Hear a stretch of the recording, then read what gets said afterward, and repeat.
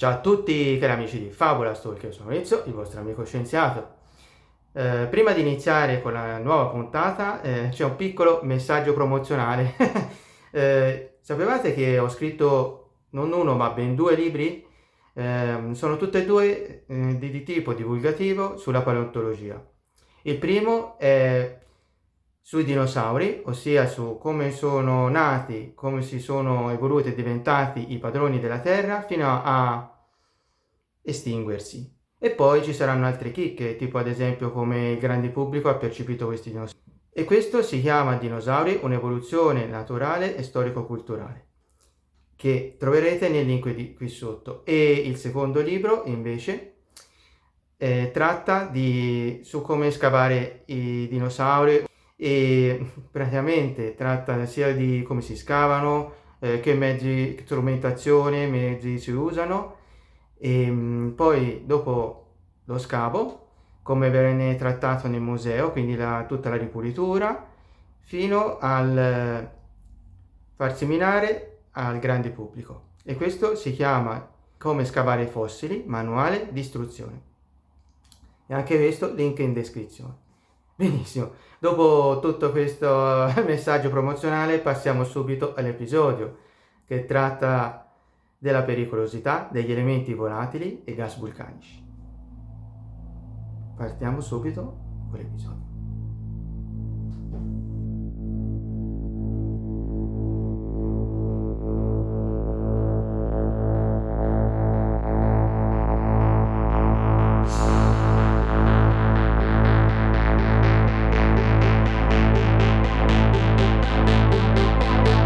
Le scorie e le ceneri vulcaniche possono essere pericolose per la salute, l'ambiente e le infrastrutture.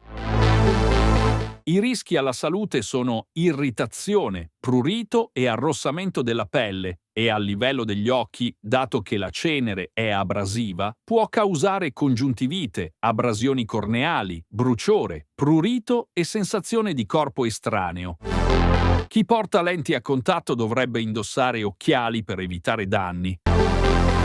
L'inalazione di cenere fine può irritare le vie respiratorie e aggravare patologie preesistenti come l'asma o l'enfisema. L'esposizione prolungata può causare problemi respiratori cronici, con il rischio teorico di sviluppare silicosi se le particelle sono ricche di silice cristallina. Ma non esiste ancora un consenso assoluto su effetti cronici a lungo termine come ad esempio silicosi, malattie polmonari gravi, effetti neurologici, perché gli eventi vulcanici con esposizione prolungata sono sporadici e le popolazioni colpite variano molto. Alcune evidenze sono basate su osservazioni epidemiologiche o su studi su popolazioni specifiche come zone vicine a vulcani attivi. Quindi è importante sottolineare che certi rischi sono possibili, cato teorici, probabilistici, non certi al 100%.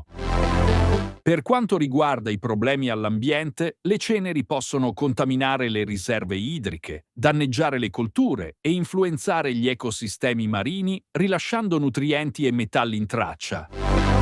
Mentre per quanto riguarda il danneggiamento delle infrastrutture, il peso della cenere accumulata, specialmente se bagnata, può provocare il crollo dei tetti. La cenere sollevata dalle strade può danneggiare i motori e le superfici dei veicoli, riducendo anche l'aderenza e aumentando il rischio di incidenti. Inoltre, può causare problemi ai velivoli. Le nubi di cenere sono estremamente pericolose per gli aerei, potendo causare il deterioramento dei materiali e lo spegnimento dei motori, nonostante non siano visibili sui normali radar. Ma le caratteristiche della cenere, come la dimensione delle particelle, presenza di silice cristallina o metalli pesanti, possono cambiare da vulcano a vulcano. Non tutte le ceneri sono uguali e quindi la pericolosità può variare molto. In ogni caso, ci sono delle misure di sicurezza da adottare.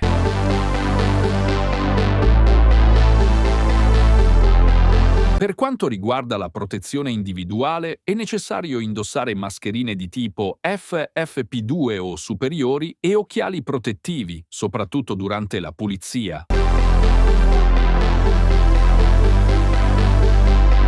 Se siamo in casa, bisogna evitare l'esposizione, mantenendo porte e finestre chiuse, pulire le superfici dall'esterno verso l'interno per evitare di sollevare polvere.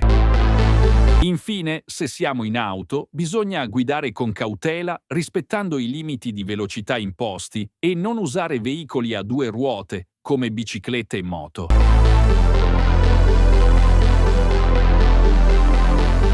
La pericolosità dei gas vulcanici dipende dalla concentrazione del gas, dalla sua composizione e dalla ventilazione dell'aria.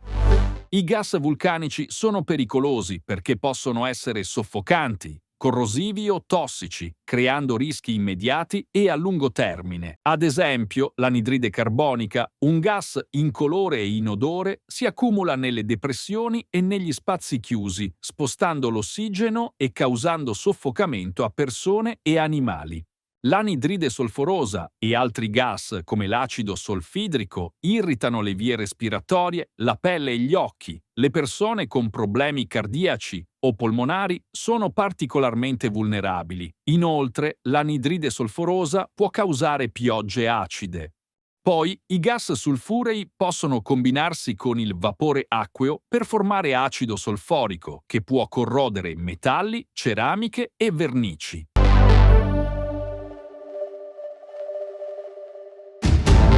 Un segnale di pericolo può essere la morte di piante e animali. In questo caso bisogna evitare di entrare in aree con questo tipo di segnalazioni.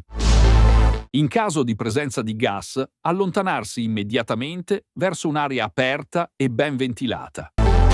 Se abbiamo inalato dei gas, bisogna riconoscere i sintomi come difficoltà respiratorie, nausea e capogiri e allontanarsi subito. Poi, cosa fondamentale, prestare sempre attenzione alla segnaletica e alle indicazioni delle autorità competenti che possono includere l'evacuazione di un'area.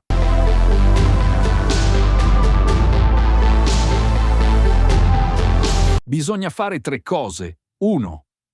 Non sottovalutare il pericolo. I gas possono accumularsi in aree remote, quindi non sentirti al sicuro anche a distanza dal vulcano. 2. Rimanere informati seguendo le comunicazioni delle autorità come il sistema di allerta IT Alert che invia messaggi di emergenza sui cellulari. 3. Adottare comportamenti prudenti in caso di esposizione, rimanere al chiuso, sigillare porte e finestre e indossare mascherine protettive se necessario. Comunque, in caso di reale pericolo, a chi dobbiamo affidarci per avere informazioni sicure e ufficiali? In Italia, ad esempio, esiste un vero e proprio sistema di sorveglianza e protezione, formato da diversi enti che lavorano insieme. Vediamoli.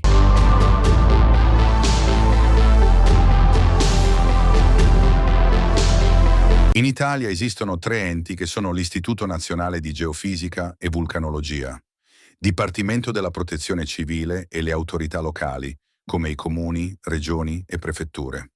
Vediamoli uno per uno.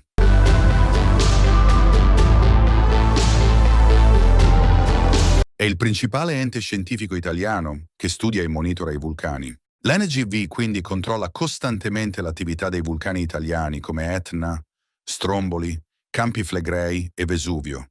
Utilizza sismografi, sensori GPS, stazioni geochimiche, telecamere termiche e satelliti. Pubblica bollettini sullo stato di attività dei vulcani e segnala eventuali anomalie o segnali pre-eruttivi. All'interno dell'INGV c'è anche il Centro Pericolosità Vulcanica, che elabora scenari di rischio per capire cosa potrebbe succedere in caso di eruzione. Riassumendo in poche parole, l'INGV è l'ente che legge i segnali della Terra.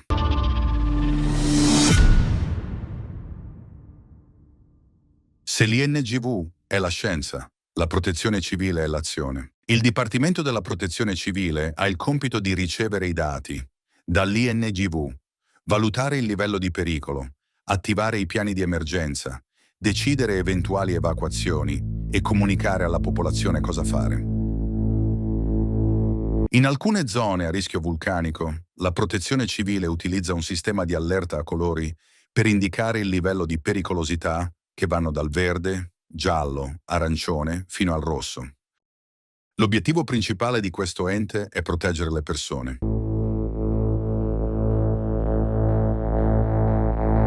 A livello locale entrano in gioco i sindaci, le regioni, le prefetture e la protezione civile territoriale.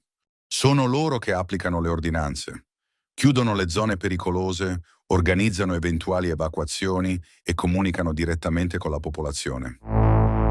Sono in pratica il collegamento diretto tra le decisioni nazionali e i cittadini sul territorio.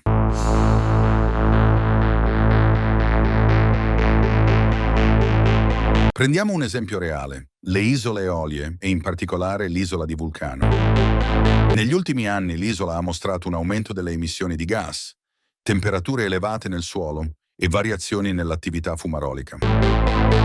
In questo caso, l'INGV ha intensificato il monitoraggio scientifico con sensori e analisi dei gas. Ha inoltre pubblicato bollettini tecnici sull'attività del vulcano. Poi la protezione civile ha valutato il rischio per residenti e turisti. Questo è un esempio reale di collaborazione tra scienza e istituzioni per prevenire una tragedia. Ed è proprio questo il messaggio importante. Il pericolo può essere monitorato, ma solo se l'informazione circola e viene seguita. Benissimo, abbiamo capito a questo punto che ci sono quindi degli enti che ci aiutano a monitorare e a proteggerci dai vulcani. Quindi in Italia ora sappiamo questa cosa, ma fuori dal bel paese come funziona? Allora, molti dei nostri amici che vengono da fuori dall'Italia e quindi da tutto il mondo, mi piacerebbe lanciare un'idea, ossia vorrei creare una specie di rete internazionale di informazioni, ossia ad esempio se un italiano o uno spagnolo devono andare a vivere negli Stati Uniti, soprattutto in zone con pericolosità vulcanica, mi viene in mente le Hawaii, un po' più vicino al St. Helen, queste zone più vulcaniche, quali sono gli enti che monitorano i vulcani negli Stati Uniti? Ecco, magari potrebbe un americano mettere nei commenti qui sotto al video quali sono gli enti che si occupano di questa cosa e quindi magari dove poter andare, qual è la pagina, magari dà queste utili informazioni, quindi quali sono appunto poi gli enti che appunto monitorano i vulcani.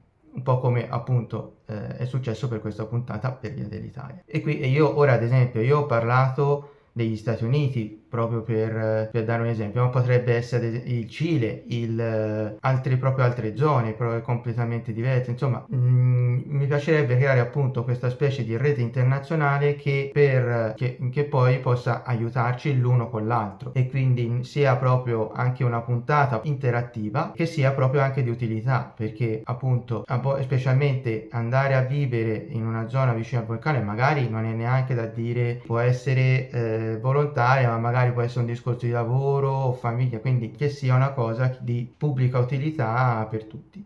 Ditemi cosa ne pensate intanto nei commenti qui sotto al video, tutte le vostre pagine e queste cose, perché ricordatevi che la natura non guarda in faccia a nessuno, cioè né politica né niente, né se siamo ricchi o poveri, dove colpisce colpisce, quindi sarebbe appunto opportuno, utile poterci aiutare a vicenda in tutte le varie parti del mondo, ok?